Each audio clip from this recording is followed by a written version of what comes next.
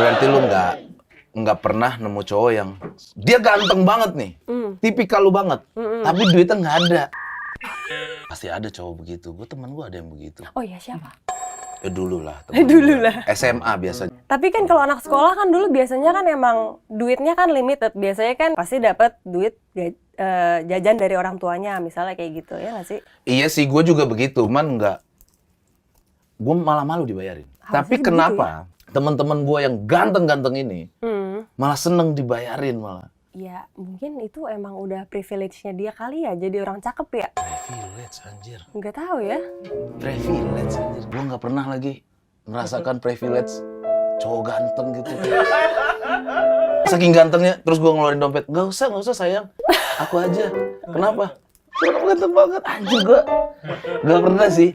Taman-taman kayak gue sih, lu sih yang bayar, Pras.